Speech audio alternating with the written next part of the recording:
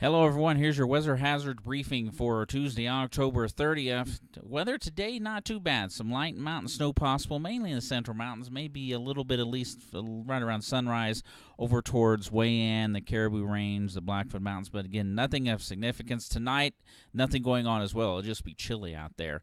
Rapidly from mid-morning onward tomorrow, we're going to see increasing rain and snow, winds picking up as well. We're going to see some impacts tomorrow, where we have some light rain and snow and some wind, maybe impacting some Halloween plans. The main impact is tomorrow evening through Thursday morning, Island Park to Palisades. We're expecting several inches of snow in those areas. We'll see things starting to wind down as we get to Thursday afternoon. Not much, again, going on over our area. That system that started through yesterday is on its way out, but you can see out over the Pacific, we have that surge of moisture working in, and that's what's coming our way as we go through the period.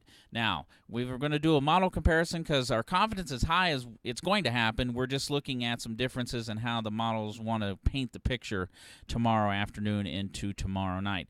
On the left, we have the North American model, or the NAM. On the left is the GFS. Now, you'll notice the NAM is a little faster than the GFS moving precipitation in, but the general trend as we go into tomorrow, the upslope areas from right around Galena Summit up towards the Ellis area, also from Island Park down to at least Palisades, maybe a little bit down towards Soda Springs. That's where the bulk of the precip will be falling during the afternoon hours.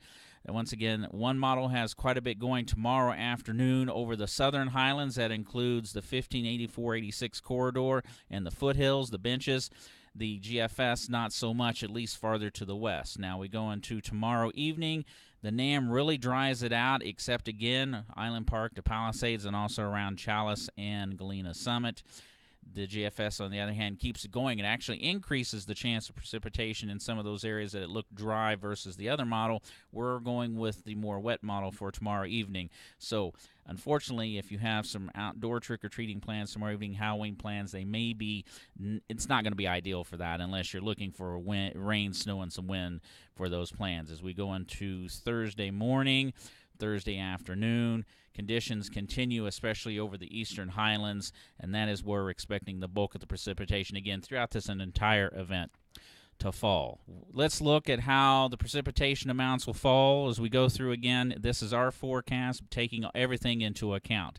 You'll notice very light precipitation tomorrow morning, but as we get into tomorrow afternoon, bulk of the precipitation, again, Monida Pass, Island Park, the Caldera, down through the big holes.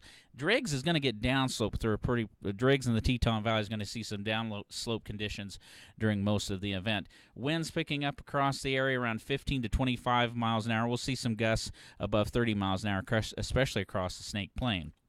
Now we go into tomorrow evening. The winds start to die down, especially late evening towards midnight. You can see the increase in precipitation in all areas. That northwest flow, you see where we have the upslope. Again, the western side of the Central Mountains, the eastern highlands, also along the 86-84 corridor. A good chunk of the Snake Plain in this pattern doesn't see precipitation, little, if any, precipitation. So that's something to take into account with this system. And as we go into Thursday morning, Thursday afternoon, the winds start picking up across the Snake Plain, but you again see things starting to diminish across the region. Now, I'm going to step back and tell you about the temperatures for tomorrow evening with the Halloween plans. If you have those, we talked about the wind and the precip. Temperatures will be quickly following into the 30s and low to mid-40s across the area tomorrow evening. So, again, it's going to be chilly, windy, with some precipitation around. Now, looking at this entire event, we talked about most of the region not seeing a lot of snow, maybe an inch or two for Banna or Galena Summit. But, again, Targhee Pass, Reynolds Pass, the Island Park Caldera, Ashton Hill, 2 to 4, maybe even a little bit higher in terms of snow amounts. Maybe just an inch or two for the Swan Valley and the Teton Valley due to the downslope, but look at that, the big holes, 4 to 8 inches of snow, 8 to 12 inches if you're heading over the Tetons towards Jackson Hole as well. So again, we do have an event coming that could cause some travel impacts tomorrow evening, tomorrow night, Thursday morning, over portions of the eastern highlands into western Wyoming. And unfortunately, we're going to see off and on precipitation. Friday, a bit of a break, and then we're going to see off and on precipitation all the way in the weekend. But it does actually look warmer until we get Saturday or Sunday across the region.